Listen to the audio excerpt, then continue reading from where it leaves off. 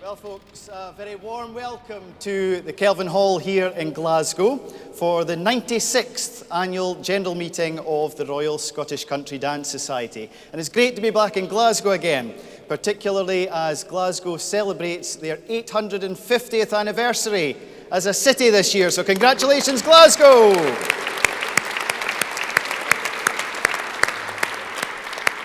And it's great that the branch have been getting involved as well, having an anniversary dance attended by a Baillie of the Glasgow City Council, as well as our own Chair-elect Sebastian Wanless. And there's some lovely artwork down in front of the stage here, and it's definitely worth having a look at that later on.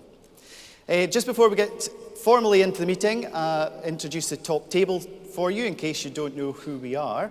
So my name is Gary Cool. I am the chair of the Society and will be chairing today's meeting. On my far right here, we have John Berridge, our Chief Operating Officer. On my immediate right is Lizzie Conder, our Treasurer, and on my left is Sebastian Wanless, our Chair-elect. Apologies for absence. We have a number of apologies from past chairmen: Alec Gray, Andrew Kellett, Lorna Ogilvie, Alan Mayer, Linda Gall, and Irene Bennett. Item number 2 is I've done that the wrong way around, but it's okay. You might find there's a few of that today. The message from our patron, the RSCDS patron, King Charles. Please convey my warmest thanks to the members of the Royal Scottish Country Dance Society for their loyal greetings sent on the occasion of their 96th annual general meeting, which is being held today. As your patron, I much appreciate your message of loyal greetings. In return, I send my warmest good wishes to all those who are present for a memorable event. Signed, Charles R.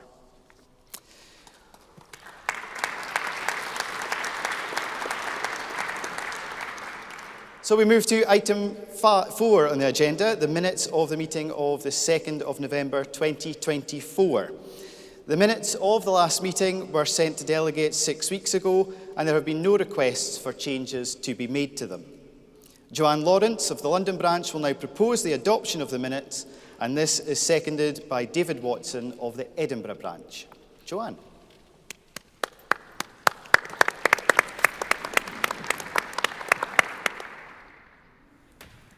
I propose the motion that we confirm the adoption of the minutes of the meeting of the 2nd of November 2024.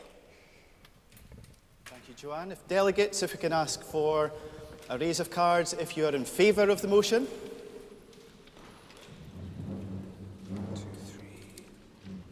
Cards down. Those against?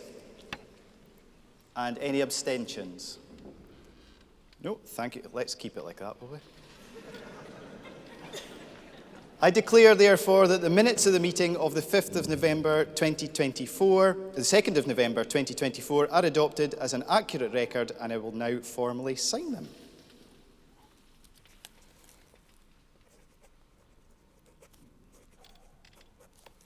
There we go. Move the great big book.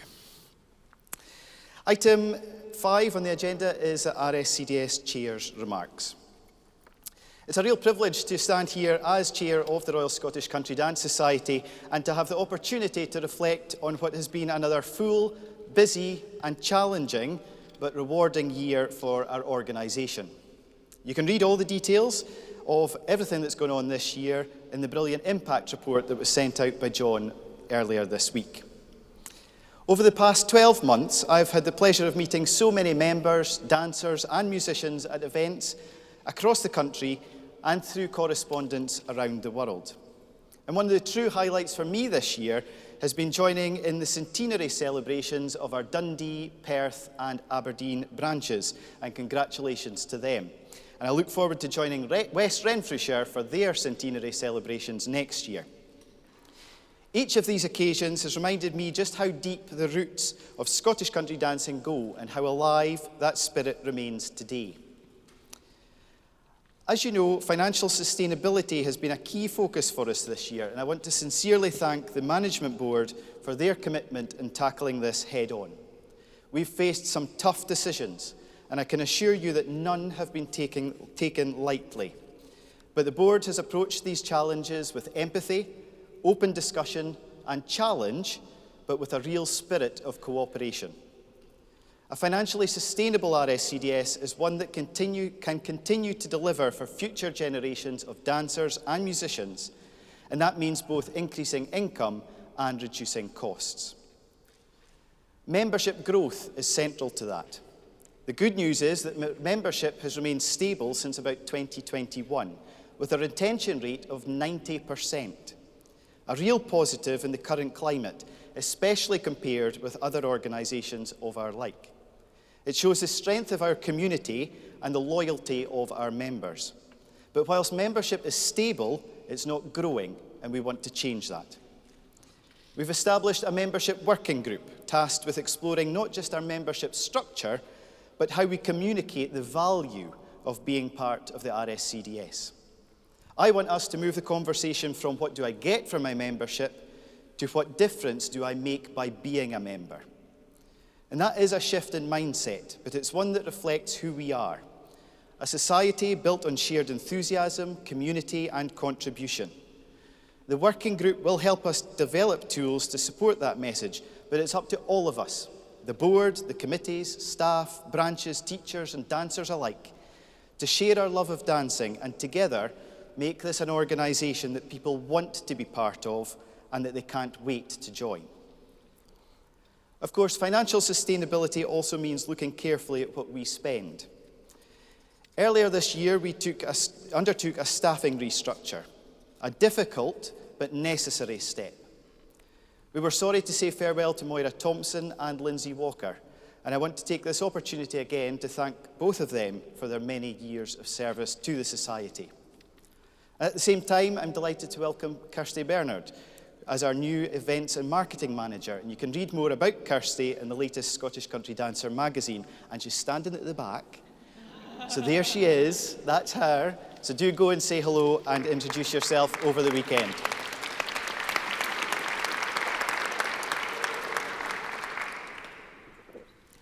To John, Sandra, Cecile, Evelina and Angela, our staff at Coates Crescent, thank you for your patience during the restructure process. It's not an easy time for the staff during that process.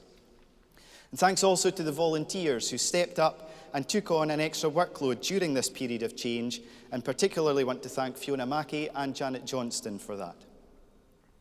We're also introducing changes to how we share the Scottish Country Dancer magazine, making sure we use our resources wisely while keeping members informed and connected. From October 2026, we'll move to a digital-first model, giving members quick and easy access online and introducing new interactive features. However, we know many members still enjoy the paper edition, so that will still remain available at a small fee. With printing and postage costs currently around £30,000 a year, this change will help us reduce costs and also help with our environmental footprint, while ensuring the magazine remains a valued and sustainable benefit for years to come. The year's also been a wonderful calendar of events this year. The Autumn Gathering in Edinburgh, Spring Fling in Brighton, and Winter and Summer Schools, all of which were well attended and very much enjoyed. But a particular highlight this year has been the New Families and Friends Weekend in Moffat, which was a resounding success. And a huge thanks to Linda Williamson and her amazing team of volunteers for making that happen. As always, our events rely heavily on volunteer support. It's their time and their enthusiasm which make them shine. So to everyone who helps in any capacity, thank you. We also now have our new 5-year strategic plan, approved after extensive consultation with staff and members. My thanks to Sebastian for leading this process. And the plan provides a clear direction for a period of change and modernisation, a roadmap that builds on our traditions whilst ensuring we're ready for the future. And speaking of the future, we have some very exciting initiatives ahead. A rebranding project to refresh and modernise how we present ourselves both internally and to the wider world. A new customer relationship management system to improve communication and data management. A revamped website that will make it easier to navigate and more engaging, as well as saving us around £20,000 a year in operating costs. and a growing focus on fundraising and diversifying our income. These 4 projects are being supported through one-off legacy funding, which is essentially someone leaving a gift to the RSCDS in their will. It's a wonderful example of how members' generosity continues to benefit the Society for years to come. We're investing in the future, but the future of the RSCDS doesn't lie only in these central initiatives. It lies in the creativity and the energy of our branches, particularly for those with healthy reserves. I would suggest that this is the time to invest. Many branches are already showing the way, running classes where dancers are, not just where halls are inexpensive, for example in Philadelphia. Investing in new classes in areas where we've never ventured, for example the Barlanark class in Glasgow, which is a partnership between Glasgow Life and the RSCDS to help tackle social isolation. Taking groups to festivals or events like Leon did, taking 40 to summer school this year, and to Selkirk, Roxburgh and Peebles, who took a big group to the Families and Friends weekend. Offering regular scholarships for events, teacher training and musicians workshops. Under 40s classes, experimenting with social media advertising, holding afternoon sessions for new audiences, and some are even revitalising their dances with 3 or 4-piece bands. These ideas work because they're bold, local, and focused on connection. And most importantly, don't be afraid to experiment. Try something, refine it, and try again. And if it doesn't work, don't worry, at least you've tried. If you have good ideas that have worked, share them. If you want more information about a good idea, reach out and find out more. Every successful innovation has started with someone willing to give it a go. And that's exactly the creativity that will keep Scottish country dancing thriving for generations to come. The Management Board are firmly committed to extending the reach and influence of the Society beyond its current boundaries. There's a clear need to strengthen our engagement with a broad range of external partners. And in the strategic plan, Sebastian and I have been tasked with developing a comprehensive outreach strategy. This work is now in progress and will play an important role in enhancing the Society's visibility and connections in the years ahead. And as a starting point, this year we developed a great partnership with a kilt walk, providing ceilidhs at all 4 major events. The Board is also mindful of a particular challenge within Scotland, where we have seen a decline in membership and an ageing dancing population. In addition, there are significantly more dancers than members, highlighting the need for renewed focus and engagement. To address this, the Scottish Commission was established in summer 2025, led by our immediate past chair, William Williamson, and comprising members from throughout the country. The Commission will visit every branch in Scotland, engaging directly with committees and their members to gather insights and ideas. It will report its findings and recommendations to the Board in summer 2026. And I'd like to take a few moments to thank a few more people, to the Management Board and committees and the working groups and panels, and indeed all of our volunteers. Your dedication and countless hours of work are deeply appreciated. And thanks once again to all our staff at 12 Coates Crescent. It's a small team, but their dedication to the RSCDS is enormous. And it's by staff and volunteers working in partnership that we will succeed. This year we say farewell and thank you to Claire Greishook, Fiona Miller, Stephen Hartley and Deb Lees as they complete their terms on the Management Board. A special mention to Deb, who took on being convener of E&T nearly a year earlier than anticipated, when Anne Taylor stepped down due to ill health. So Deb has done nearly 4 years as convener of E&T and a member of the Management Board, so thank you, Deb. Thanks also to those who are stepping down from the committees, to Deborah Crossley from Membership Services, Shona McFadden and Sarah Oswald from Youth Services, and Amy Drysdale and Dave Hall from E&T. Our sincere thanks go to Luke Brady, who concludes his term as Music Director. Luke has given many years of dedicated service and has played a central role in numerous exciting projects and initiatives throughout his tenure. It's a demanding position, and I'm confident that the outcome of the Music Director review, which Luke led, will help make the role more sustainable for the future. I'm deeply grateful to Luke for his unwavering support for his fellow musicians, his advocacy for our music, and his continued passion and commitment to the RSCDS. So thank you, Luke. I'm also delighted to welcome Ian Muir from Prestwick as he begins his tenure as music director. Ian brings a wealth of experience and enjoys great respect from musicians both within and beyond the society. And I very much look forward to seeing the contribution he will make in this important role.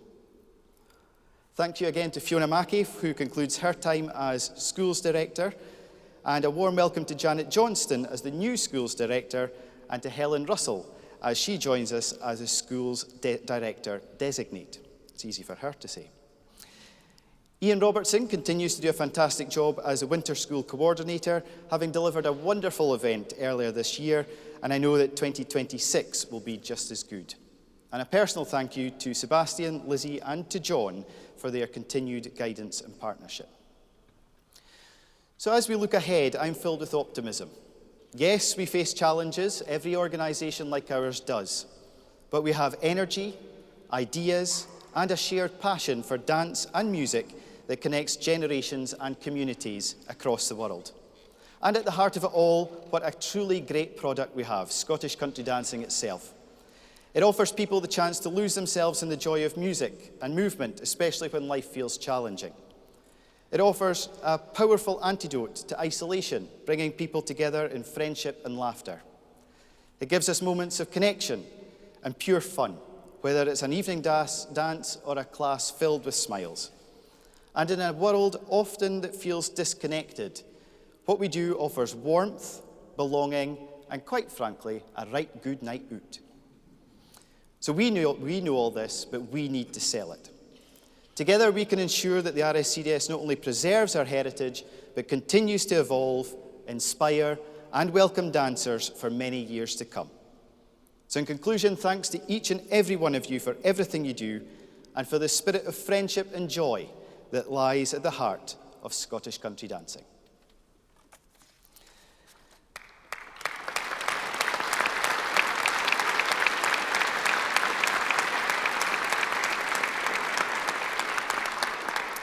Now move on to agenda item 6, which is the adoption of the Trustees' Annual Report and Accounts. And I hand over to our Treasurer, Lizzie Conder, who will give us a presentation. Thank you, Gary. Echoing what Gary said, I would also personally like to thank all the volunteers in branches around the world for attracting and retaining members, as well as all of you who've given up time during the year to enable these events to go on. Now, whilst under the rules of financial reporting, we do not include anything in the financial statements for the value that our volunteers bring, every single number in them is underpinned by your efforts, so thank you. I also like to thank John and everybody in 12 Coates Crescents for their hard work on behalf of the Society, because again, without them, none of the numbers in these sets of financial statements would be possible. Particularly, I'd like to express my personal gratitude to Sandra Parish, the charity's financial manager, who works tirelessly behind the scenes for the Society and produced most of the financial statements that are in front of you. Now, I am conscious of the feedback that we've had over a number of years that many members of the Society find these financial statements a bit baffling. And therefore, I'm going to try and demystify what you see in front of you. The Management Board are committed to making sure that everybody in the charity feels that the finances are transparent to them. And again, I say, please never hesitate to either email myself as Treasurer at rscds.org or John if you ever have any queries about finances. Now, it is important to remember that the RSCDS, first and foremost, is a charity, with objectives of advancing the education of the public in traditional Scottish country dancing and its music, and preserving and further the practice of traditional Scottish country dancing. Everything that we do as a management board and staff team is underpinned by those objectives, as you can see reflected in the aims of the new strategic plan. So these financial statements cover the period the 1st of April 2024 to the 31st of March 2025. Now, due to the way governance timetable is, I'm always reporting to you about 6 months after the events, and I will later in my speech cover where we are to date. Now, in part, this time lag is a necessary consequence of having to produce these statements in accordance with financial regulations, financial reporting requirements for charities, and having to have the financial result, because of the size of us as a charity, audited by independent auditors. So you and all members can have confidence that the numbers produced and in those statements accurately reflect the financial position and performance of the charity. Now, it is a significant amount of work to do that, and we do all of this in-house, which saves significantly on accountancy fees. So if we look at it, if you look on page 23 of the financial statements, that will show all of the income and expenditure during the year, as well as the movement in the value of the charity's investments. Now, the charity's financial activity is characterized by what we can do with the income that funds it. You will see that there is a column called restricted funds. This relates to income that we've had received from a donor, where they have specified exactly what its income can be spent on. We have designated funds, that's another column, the middle column, that refers to the income that both current management board and previous management boards have decided, designated, should be spent on certain activities. And then we have unrestricted funds, which relates to the main operational activities of the charity. So within unrestricted funds are where you will see the surpluses from educational activities, such as summer school, and as well as our activities from member subscriptions and other sources of funding. Now, particularly those surpluses from educational activities need to be used to fund other educational activities in order that we retain as a charity our VAT exemption on our schools. Now, we also categorise our income between that earned from activities delivering our charitable objectives, philanthropic income, donation, grants, legacies, and income from the charity's investments and other activities, including, for the first time this year, rental income on the lower ground floor of 12cc. So, now the expenditure is mainly on activities delivering our charitable objectives, with a small amount of expenditure on raising funds. And each of those categories, if you wish to see them, are broken down between notes 2 to 10 of the financial statements. Note 1 will be telling you in quite detail for each category of item what we do in terms of how we have to treat it under accounting standards. Now, if we look at the main operational unrestricted financial position, it shows an overall fall in income of around £46,000 for the year, although the focus on cost control that Gary has already previously spoken about has restricted the unrestricted deficit for the year to £15,000, which is an improvement over where I was standing here last year. The main thing there is our unrestricted income has decreased from £915,000 the prior year to £860,000. Showing again the structural issues that we face as a charity in our income model, with the heavy reliance that we have on educational activities. And again, that does limit us in terms of what we can do to continue growing the benefits for our members, including, as I said previously, the hard copy magazine, or even to try new activities outside our educational scope. The growing popularity in our winter school and spring fling did show an increase in those income from those activities to £178,000, but the overall income decreased due to income from summer school, and this is summer school in the summer of 2024, falling by £47,000 to just under £400,000 for the year, along with income from our dance books and CDs falling from £64,000 in the year of our centenary to £23,000 last year. Now, summer school and winter school are priced to cover both the direct and support costs with a contribution to overheads. Both events currently make a small margin that helps subsidise the other educational activities we take on, including things such as medal tests, where pricing is kept deliberately low to encourage children and young people, or even new dancers, to start or continue dancing. Direct cost of educational activities, excluding the cost of sales, were at £459,000, were actually only £5,000 less than we saw in 2023-4, with £293,000 of support costs to deliver them.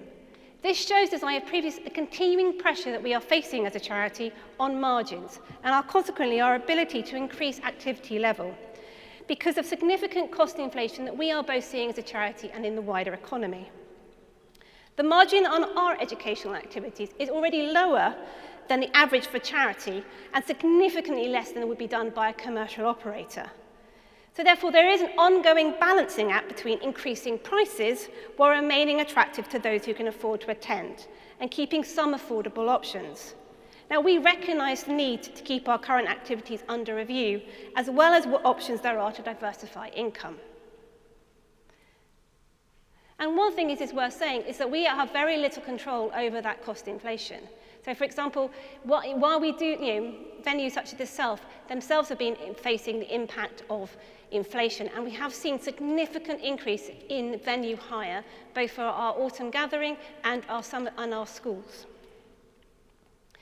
So moving on to membership. While our membership year runs to the end of June, and it's at that point in time that the membership numbers that you will see quoted in the impact report are taken, and they were stable at 9,600. For financial reporting purposes, I have to look at the number that we are showing on the 31st of March each year. And for the 31st of March 2025, we actually show a slight decline to 9,527. But by the end of June, that number was back to 9,600. And we also saw that the number of branches and affiliated groups was also steady at 406. We can only recognise members when the data has been provided by you as branches. So a plea from me, if you could please make sure that your membership data is submitted at the up-to-date position no later than mid-March, that much more enables my numbers in the financial statements to align with what numbers we have in our membership year. So despite this drop, you will see in the accounts that the actual income from membership subscription had grown slightly by 14,000, and that was reflecting not only the agreed subscription increase that we had at the last AGM, but also a change to the mix of members because of the different pricing structure. However, again, as I've already said, costs are increasing at a far rapid rate than that income is. So as Gary has already mentioned, we are operating in a very challenging economic environment, with inflation continues to rise globally, currency fluctuations, which we know are impacting some of our branches far more than others, a cost of living crisis in many countries that we operate in, as well as particularly in the UK, following the last year's national budget for the UK, a significant increase in employer costs, which impact on us directly, but also us indirectly through those costs being passed on to us by those suppliers that we use. So, as Gary has mentioned, the trustees reviewed every area of expenditure during the past year to prioritise what we spend our income on, because we need to ensure that for the longer term, the RSCDS is financially stable and appropriately resourced to deliver both the benefits of the new 5-year strategy and also the longer term benefit to future generations. And as Gary mentioned, it's meant taking difficult choices in the year, and which will both include restructuring the roles of the 12cc team and moving the magazine offering to a digital first from October 2026. Now, if we had not taken these actions, then we would have had to be looking to propose what I think is a very unpalatable membership increase of around £10 per member at this meeting, not the £1 that you will be voting on later. So moving on, philanthropic giving is a vital source of funding for all charities, and we need to promote the RSCDS as being your charity of choice. Because you will see, and as Gary's mentioned as well, that the impact that donations really have on our ability to deliver health benefits, education, both physical health, and a variety of outreach community activities, both for you as members and the wider public within our charitable mission. So I'd like to particularly take this point now to thank the Friends for their regular giving, which helps support our charitable activities over and beyond those that are purely around our schools. And for those in particular who are in the UK and have given us a gift day declaration, because that enabled us to claim a further 25% from the UK government without you having to spend a penny more. So if you are interested in joining the Friends, and you get this lovely lapel badge, as well as a big welcome of thanks from us, then please again contact 12cc. We would welcome you with open arms. I think Gary again has already mentioned legacies, but remembering the RSCDS in our wills is another thing where tax authorities, both within the UK and more broadly, have encouraged this through tax incentives. So it is not necessarily just a pure cost thing. Legacies have, throughout our history as a charity, provided transformation funding. Legacies of 106,000 were received in 24-25, and it is that has enabled us through the Development Fund to support the strategic projects to strengthen recruitment, support branches, and reach new audiences through our brand, website, and membership systems. Excuse me 1 minute. Now, you can see the benefits of previous philanthropic giving in the details of the designated and restricted funds in notes 26 and 27. The Jean Milligan Memorial Fund is used to provide scholarships to candidates for teacher certificates and provide travel grants, such as those to young dancers for Spring Fling. It also helps underwrite new activities that branches with perhaps more limited reserves want to run. And especially the focus of the Jean Milligan grant is those events aimed at attracting new members. So again, we would encourage branches through the website where needed to apply for Jean Milligan Fund for grants. The Maureen and Derek Haynes Memorial Fund continues to be transformational in the way it enables us to support young people going to summer school. For summer school 24 and 25, it has enabled 6 young people to attend teacher training, 2 families, and 5 young dancers to go. But as I said last year, we do need resource to focus on the other opportunities for the charity to access financial support for our teaching, youth work, musical development, or outreach, whether that be grants, sponsorship, or individual philanthropic gifts. The Trust has therefore made a decision to invest in a fundraising manager, which job advert you would have seen has been publicised recently. Now, if we look at sector benchmarks for charities, 90% of charities invest in fundraising, and generally for every £1 invested in fundraising, it will generate an average return of £3.30.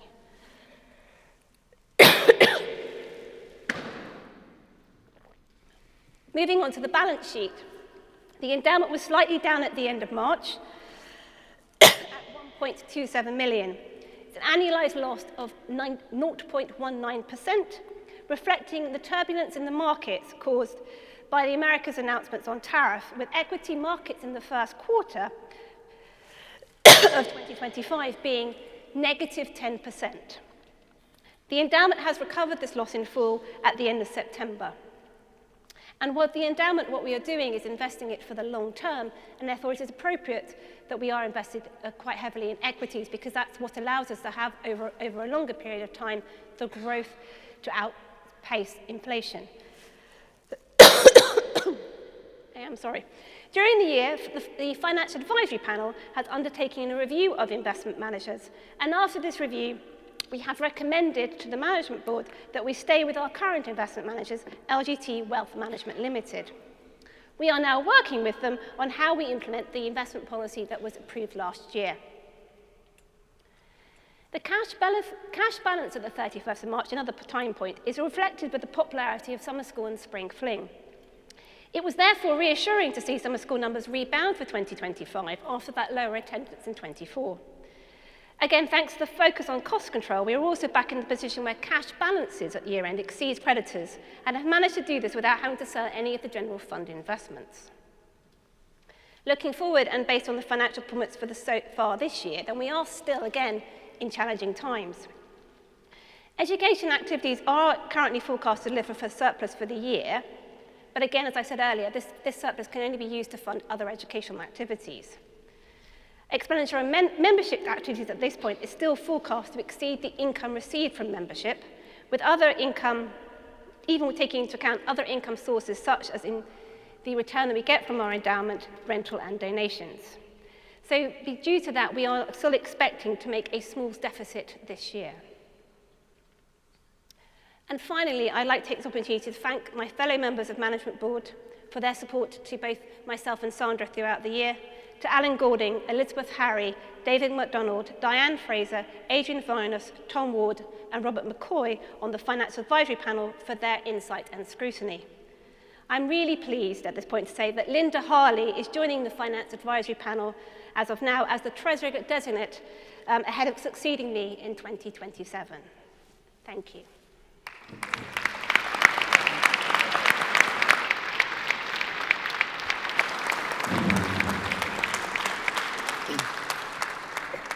Thank you very much, Lizzie. And as we all know how much work goes into being a branch treasurer, never mind the RSCDS treasurer, Lizzie, thank you for everything that you do, as well as holding down a full-time job to do the voluntary role of treasurer. So thank you very much. At this point, we open it up to questions from delegates from the floor, if there are any on the trustees' report and financial statements. No? Okay. Lizzie, hand back to you to give us the proposal then. Thank you. I therefore ask you to propose the motion to adopt the trustees' report and financial statements for the year ended 31st of March 2025. Thank you, Lizzie. And this motion is seconded by Catherine Queen of the Ribble Valley branch. So if we can move to a vote then from the delegates. If those in favour to support the motion could please show their cards, please. And cards down. And those against? Got one, a yellow against. Thank you. And any abstentions? No abstentions? Okay, thank you very much. That motion's carried. And I'm pleased to declare that the trustees' report and financial statements to 31st of March 2025 are duly adopted. Item 7 is the appointment of our auditor, and again I can call upon Lizzie to propose the appointment of Alexander Sloan as our auditor. Thank you, Gary. Chair and branch delegates, Alexander Sloan, Chartered Accountants, have been the Society's auditors for many years. They audit the trustees' report and the financial statements as prepared by the Society. They have proved to be very professional with extensive experience of charity accounts. They work well with the team at 12cc, and their management and their diligence continues to provide enhanced governance for the Society to the benefit of the trustees and members. Therefore, I would like to propose that the Society appoints Alexander Sloan, Chartered Accountants, as auditor for the year ending 31st of March 2026. Thank you, Lizzie. And this motion is seconded by Linda Harley from the Belfast branch. So again, over to you, delegates. If we can get a show of cards in favour. Cards down. And those against? And any abstentions? We have two whites and a yellow, whatever that means. But that's carried overwhelmingly, and I can confirm, therefore, that Alexander Sloan, Chartered Accountants, are duly appointed as auditor for the coming year. Now move to item 8, our motions, and 8.1 is the membership subscription motion. RSCDS trustees are required at the AGM each year to set the annual subscription or to bring a proposal for the annual subscription for RSCDS membership. Now I can invite Jeremy Hill, the Membership Services Committee convener and chair of the Membership Working Group, to propose the motion on behalf of the Management Board, and the motion is seconded by Lizzie Conder, our treasurer. Jeremy. Thank you very much. The motion before you proposes an increase of £1 to single membership, and that adult joint membership increases to £52, so £26 per person, with other membership increasing in proportion. So I'd like to explain a little bit of the background to why the Management Board has gone down this route. We've heard from the Treasurer of our continuing efforts to balance the books for the Society as a whole, where in practice we are often playing catch-up. The £1 increase to single membership is consistent with 1 year's inflation at 3.6%, which is what we see in the UK at the moment. But in practice, we're looking ahead at least 18 months when we make these sort of decisions, as this is the membership fee that will apply from July 2026 until June 2027. Our chair has also referred to the move which is taking place at the same time to a digital-first magazine approach, taking effect in practice from the 1st of October 2026. We see this as an important change, both in terms of allowing us the option to offer enhanced digital content but also contributing to balancing the books and also continuing to address environmental and ethical needs as set out in the trustees' report in relation to printing and postage. However, although it's consistent with what many and most actually membership organisations are doing, we will continue to offer the option. And this is very much in line with our thinking of offering members the elements of membership that they are seeking. So those who wish to continue to receive a hard copy will be able to do so. Regarding joint membership, this has been a part of the membership structure for many years and has largely been based, the discount has largely been based around receiving a single copy of the magazine, which has obviously saved money in terms of printing and postage. Now that difference will fall away from 2026. But as we look at membership costs and benefits and features as a whole, we actually consider that this is a disproportionate difference. And that's the reason that we're suggesting this change, we're proposing this change in relation to joint membership. So taking these aspects into account, the proposal is to increase the joint membership for 2 adults in the same property to increase by £6 in total, so £3 per person. It continues to be cheaper than 2 single memberships, but it actually brings it closer to the true cost of delivery of membership. These steps are part of our broader intention for membership of the Society to be a better reflection of membership wishes. I had some good discussions at the Meet the Board session this morning about different types of member. We've, for a long time, worked on the basis that there's one sort of member and there's one sort of branch, but the reality is very different. And this is part of what we're looking to address through our membership working group. You will have seen in the impact report the details of those things that members and branches actually get from the Society in terms of benefits and features, and at the same time, what you're giving to the Society in terms of charitable aims and educational support, all in line with the objects of the Society. And these elements remain absolutely central to our thinking in the membership working group. And what we are looking at is the broader model of membership, so the role of a member, the role of branches, the different types of branch that we have, and also the role of affiliated groups, and not forgetting the many people who enjoy our wonderful art form, but actually perhaps don't participate in any way in the Society. We're looking to create a new membership model that will be relevant and sustainable for the future. It's 100 years since we established the first model. It's very much time to think about a further future model. And we will be reporting to the membership and branches on our findings before bringing any further changes to the AGM next year. For now, this modest increase is about maintaining balance, covering rising costs without placing an undue burden on members. In summary, the proposal is a straightforward £1 increase for single membership and proportionate increases for other memberships based on the single rate, and a £6 increase for joint adult membership to take effect from July 2026.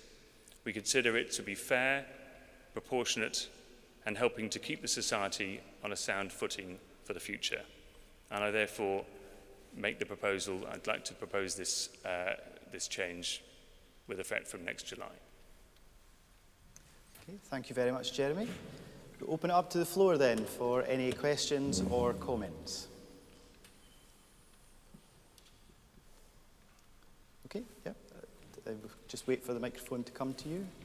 And if you can mention your name and your branch, just so we know who you are.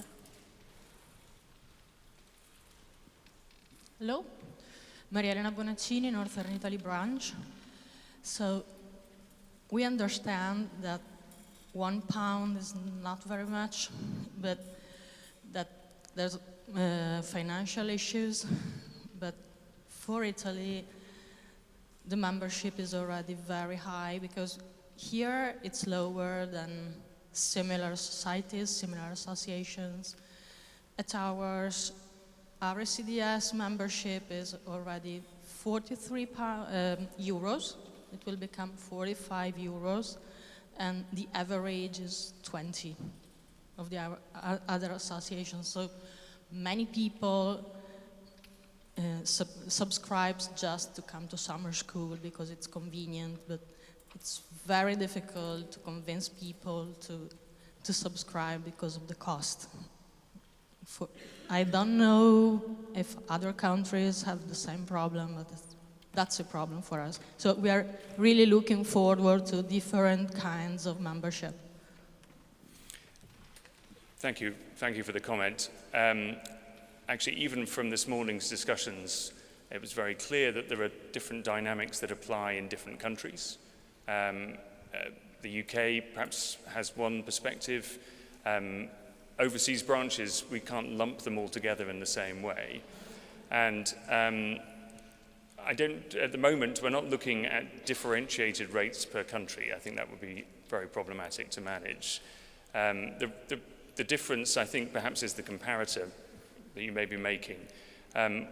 We see that branches and clubs operate in very different ways. Some of them are seen as the place you go for a social on a Wednesday evening, and that might be, that's one form of membership or one form of participation. For many of us, this is about being part of a global organization and the benefits that that brings. And one of the things that we also want to do as part of the rebrand and actually the future-looking membership model is actually to help present the case, as it were, for these different aspects of membership. So recognizing that for somebody who is looking to go along to a local dance group and they may be comparing one local dance group with another, that's going to be a different comparison. As far as we can, we're looking to help you from a branch perspective to be able to make the case and recognize the value of being part of the global organization, which is something that's very different, I think. Any other comments or questions? One in the middle here.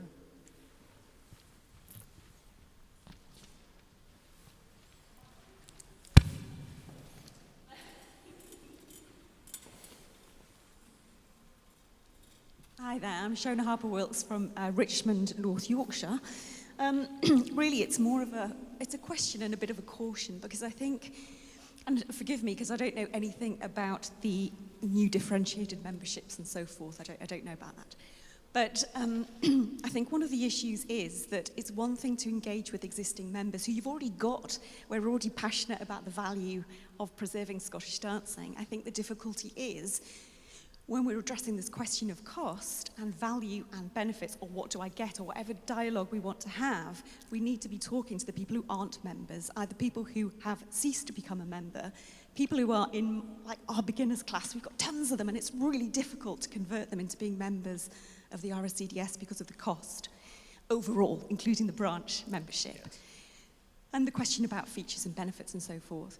Perhaps people who are in affiliated groups who don't join as a member. You know, we need to be engaging with that audience. And all I'm saying is, be quite careful to set out that consultation plan, because we already know the answer probably that we want to get from people who are existing members. It's quite important to talk to people who aren't, but we want to capture, if that makes sense.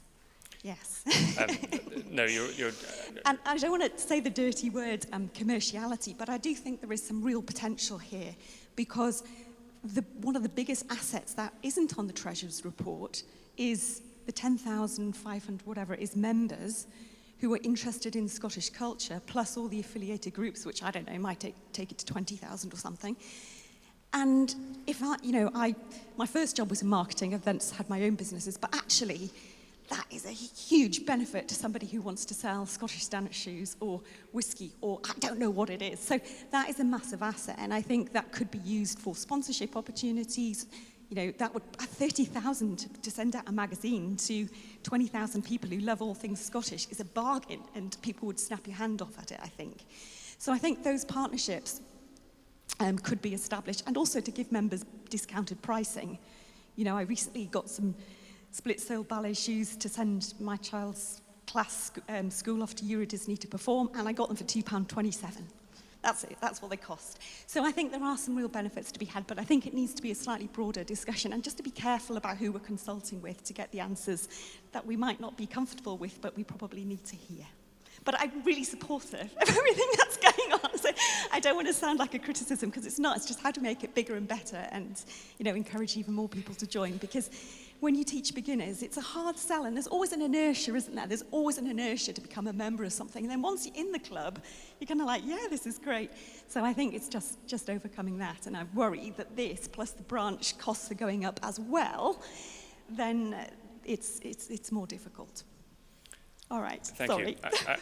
I might start by saying be careful what you wish for, because I'd love to have a conversation about the commercial and marketing angles on this as part of, because we recognise there's another working group that we're establishing in terms of the merchandise side of things, and we immediately recognise that it's all very well we can decide what we might want to sell, but actually if nobody is going to buy it and we don't have the right means of reaching people, we're never going to be able to increase our sales. And exactly the same is true as you've said. We recognise, we know quite a lot about the people in the room and those within our branches. How do we access those who are, I wouldn't say necessarily low-hanging fruit, but those dancers who are around us? And we need to make sure that we have a proposition that is interesting to them as well. And that's before we start thinking about all of those unfortunate people who don't dance, who we would like to reach and bring into our world as well. Thank you. Thank you. Stan at the back there.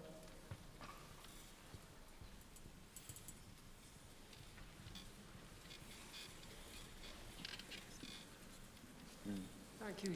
Thank you. Stan Gritsuk, Aberdeen branch. Jeremy, I'd just like to say one thing. I think Maria made a valuable point about the different regions and the impact this membership has. But my main point is that when you talk about differentiated membership, I think bringing it to the AGM next year is too slow. I think the society has to move quicker, because people will move with their feet. Things change very quickly these days. So things like the differentiated membership should come in as soon as possible. If you bring it to the AGM next year, it'll be another 6 months before it's implemented. 18 months away is no use. Things like the website, which you're developing, needs to be in 6 months rather than a year, or like the last one, years away. So all I'm saying is you need to be fleet of foot to get these changes implemented. Thank you. Perhaps just to be clear on our timetable, realistically, if we're going to make constitutional changes, they do have to come to the AGM, which, short of running a special general meeting, means coming back in a year's time. It's absolutely the intention that we will be going out to membership and branches with the proposals before that. So whilst we may not be able to implement as quickly as we would like due to the constitutional aspects, it's absolutely the intention that we will be involving the membership and branches in that consultation over the next year. Yeah, I think many of us know that things don't always happen all that quickly in the society. But you did mention the website, Stan, and just confirm that that will be up and running by April next year. Okay, any other comments or questions on the motion?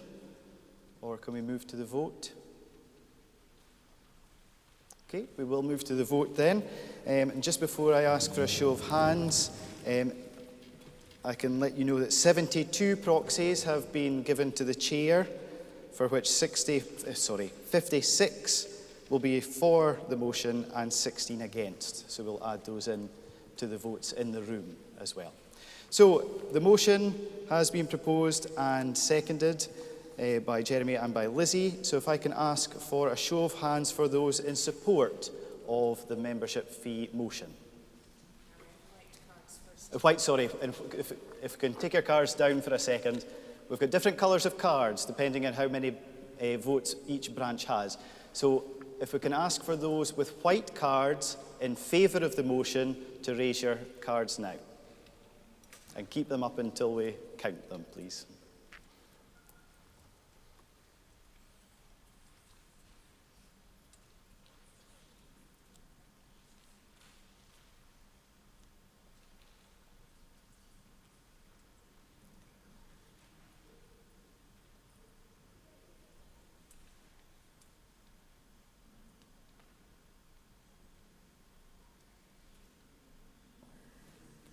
Okay, you can take your hands down.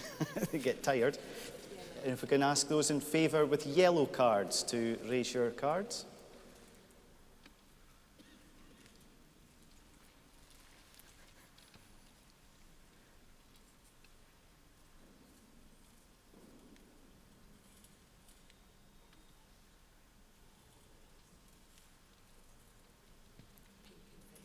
Okay, and you can take your hands down. And those with pink cards in favour, if you can please show.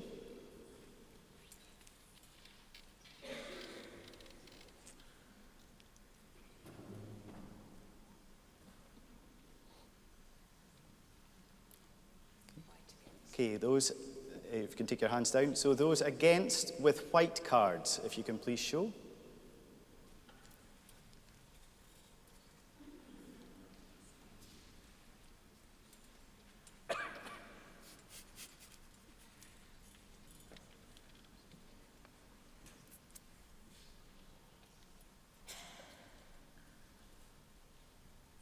Okay, thank you. And those with yellow cards that are against the motion, please show.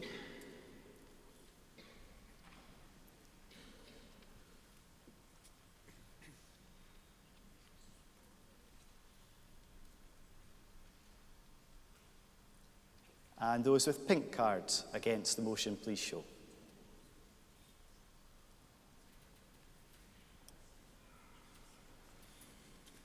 Okay. So we move on to the abstentions. Anyone with a white card that would like to abstain, if you can please show.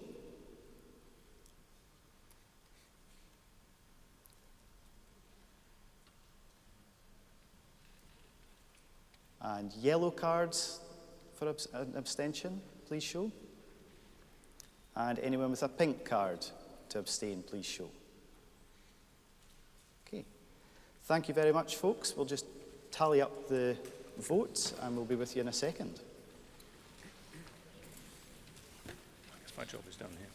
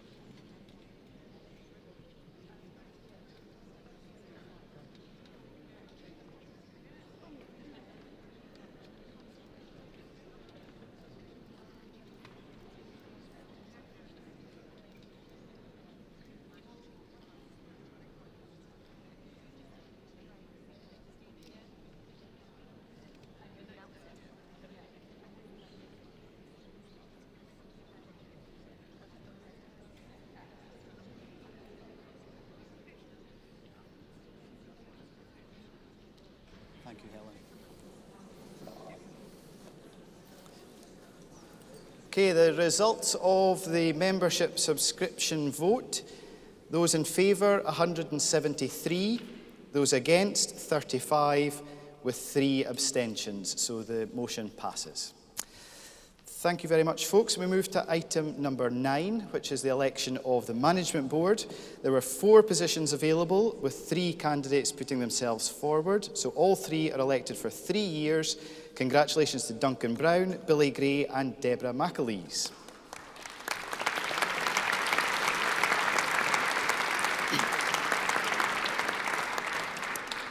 Agenda item 10 is the election of committee members. 10.1 is our Education and Training Committee. 3 posts for 3 years, with 2 candidates coming forward. So congratulations to Amaric Fromhertz and Maria Elena Bonaccini.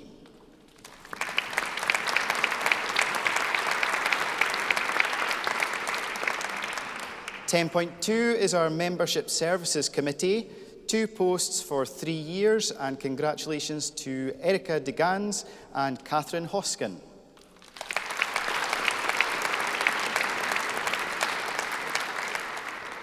And finally, 10.3, our Youth Services Committee, our only election this year.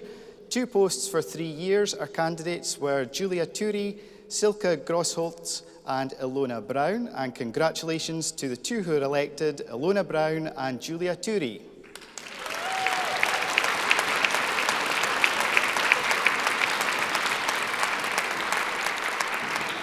And a huge thanks also to Silke for putting her name forward for the Youth Services Committee.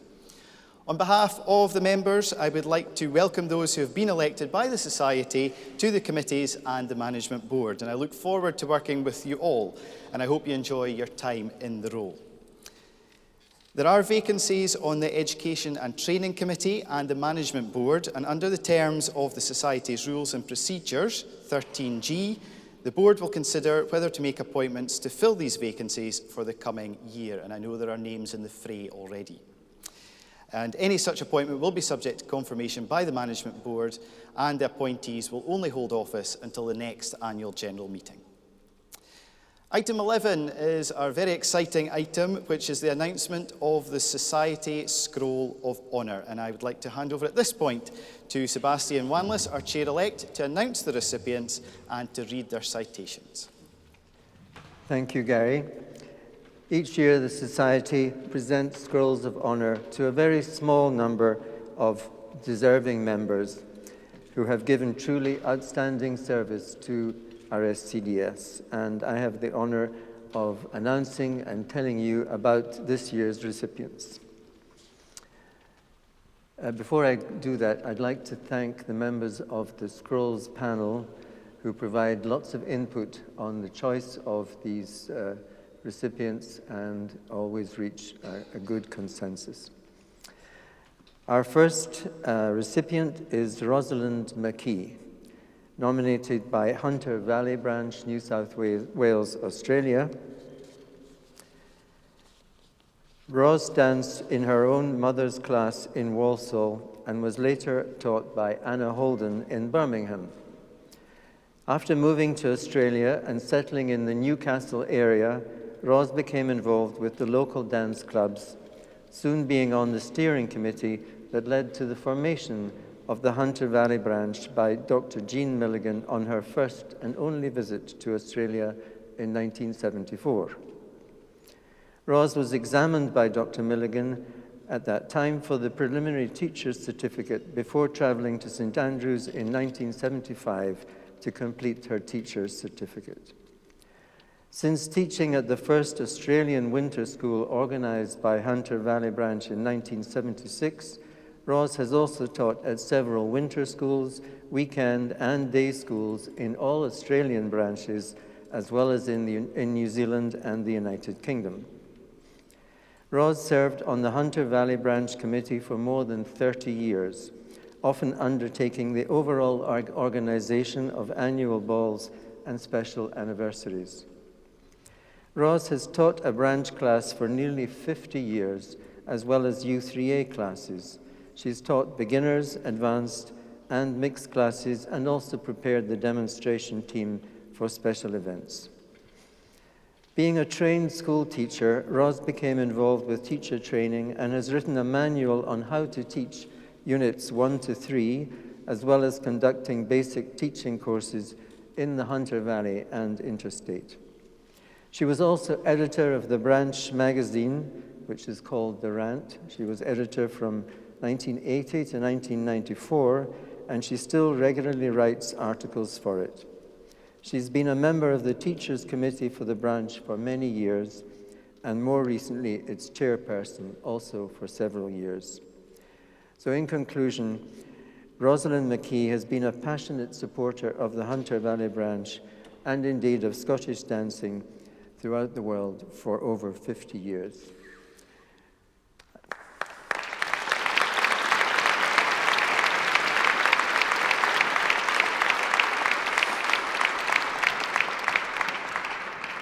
Unfortunately, Ros could not join us today, but we will be sending her the certificate.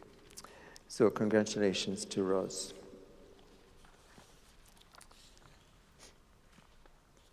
Our second recipient is Alana Creighton, proposed by Perth branch. Alana Creighton has been an active and respected teacher within the Perth and Perthshire branch for many decades. She has taught a regular class in Perth, as well as being a teacher for branch spring classes. She has sought to develop and refine her teaching practice as a regular attender and volunteer at summer school, and has also been trained as a qualified tutor. She has contributed to the Society as a teacher at summer school between 2012 and 2019, covering students in beginners, intermediate, low impact, and step classes. She is also trained as a medal test assessor, adjudicator, and Dancing Achievement Award assessor. Alana has been an active member within the Society and has served as website editor for 6 years and branch treasurer since 1923 until, 2023. Might have seemed like 1923, I suppose, and has twice been branch chair, most recently between 2019 and 2022. In addition, Alana has sought to maintain and develop the traditions of Scottish country dancing through the creation of new dances. She devised the Newbury Jig, which is included in Book 48. Out with the branch, Alana has been an advocate for Scottish country dancing as part of the Perform in Perth, that's the Perthshire Musical Competition Festival. She's been involved in the committee, and this promotes dancing activity and competitions in Perth and Perthshire. Alana has supported the wider activity of the Society through an involvement over a number of years in the Autumn Gathering Working Group. She's been an active member indeed between 2013 and 2019, and then became chair of the group, in 2021. The organizational success of the event has been due to the considerable amount of collaborative work between HQ staff and volunteers coordinated by Alana. The branch, that's Perthshire branch, feel that the contribution by Alana extends not just to a local branch contribution, but also wider to the effective working of the Society and to the maintenance of the standards and traditions of the Society. This has been sustained over many years, and its impact across various aspects of the work of the Society merit recognition in the form of this Scroll of Honour. Alana, congratulations.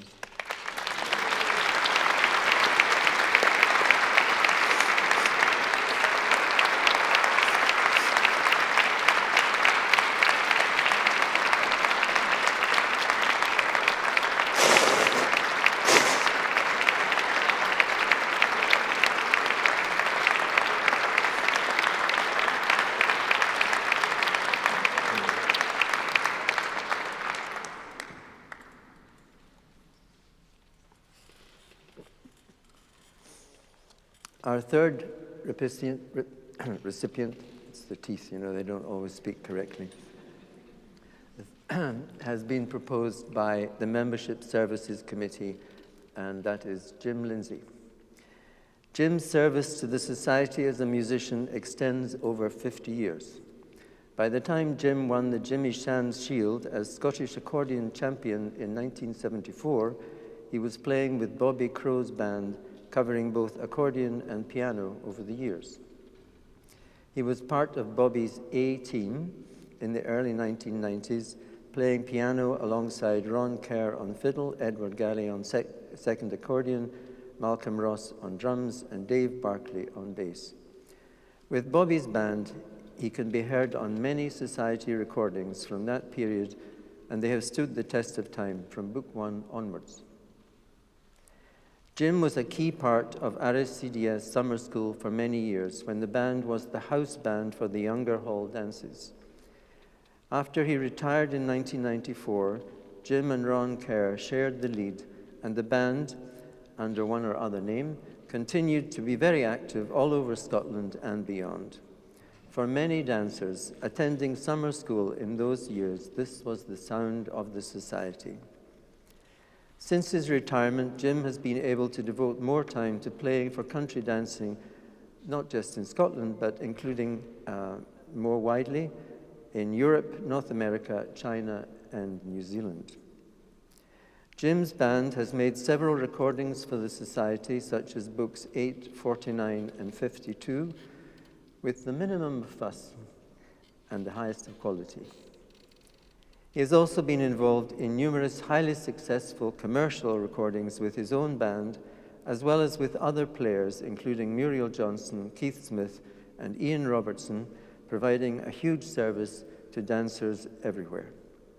They continue to feature regularly on Take the Floor and to promote the skills of playing for Scottish country dance. Now, while Jim is a very modest individual, his technical ability is unquestionable, and his style, musicality, and approach have been models and inspiration for a whole generation of players, something he has taken the opportunity to share through many music workshops. His creativity and innovation, such as in the set he recorded for Slytherin House, which incorporates John Williams' Harry Potter tune, are first and foremost in service of the dance and the dancers.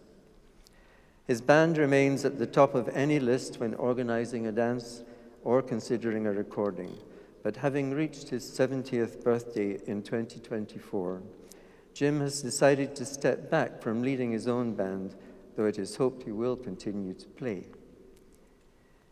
This makes it a very appropriate moment to honor the service that he has provided to dancers and Scottish dance music over many years. And so, congratulations, Jim.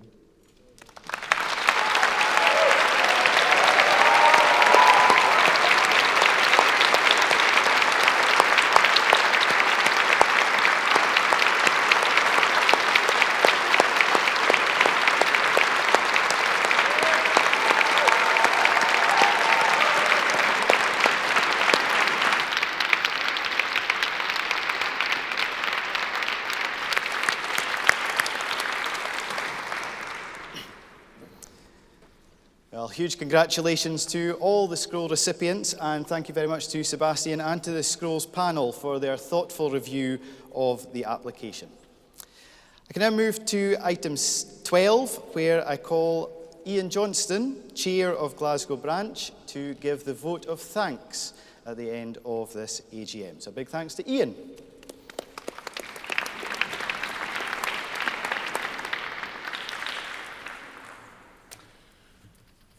As the AGM draws to a close, it's an appropriate time to express our thanks to all those who have contributed to enabling the AGM to happen and those who enabled the autumn gathering to happen.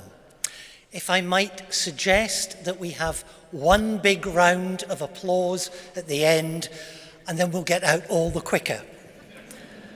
So we express our thanks to the management and staff of the Kelvin Hall, the RSCDS staff at Coates Crescent,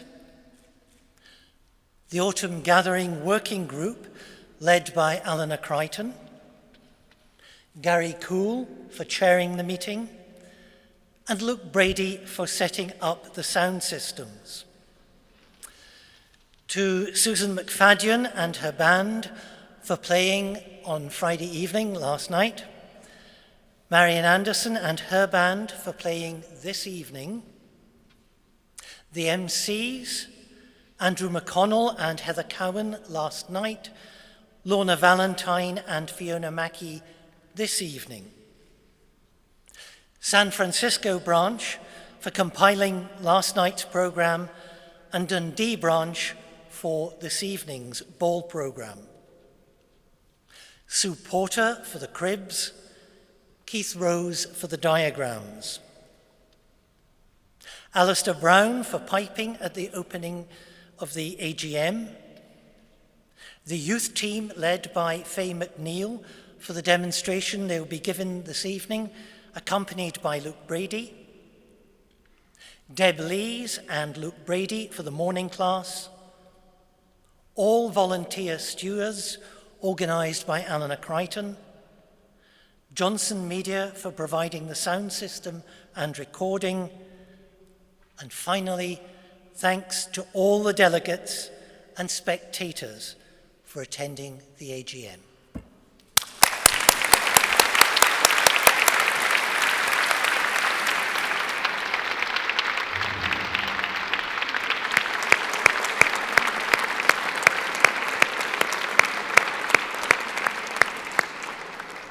Thank you very much, Ian. And finally, we reach item 13 on our agenda, and I can confirm that the date of the next meeting is Saturday, the 7th of November, 2026, and we're confident that is right this year. And the venue is still to be confirmed. Thanks to you all, delegates and spectators, for attending the AGM this afternoon, and I can confirm that the meeting has concluded at 15:51. So congratulations to whoever's won the sweepie.